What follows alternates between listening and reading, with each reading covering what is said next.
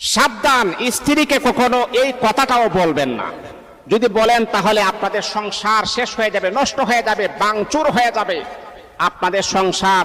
এখন এরপরে যদি কথা বলার পর যদি সংসার করেন তাহলে আপনাদের বাচ্চা কাচ্চা হবে, অবৈধ সন্তান হবে। কখনোই কথা বলা যাবে না। অনেক সময় দেখা যায় আমরা ডাইরেক্ট তালাক আমরা দিই না, কিন্তু ইঙ্গিত আমরা বুঝাই দিই।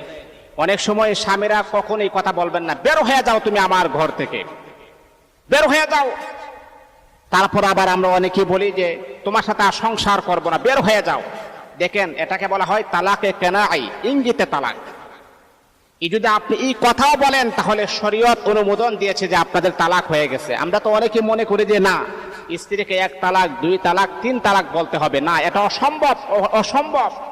কারণ তালাক মানে কি? বিচ্ছেদ হওয়া। ঠিক তদ্রূপ ভাবে আপনি যদি আপনার স্ত্রীকে বলেন যে বের হয়ে যাও, এটাও কি বিচ্ছেদ হওয়ার মতো। এই জন্যে কখনো কোনো স্বামী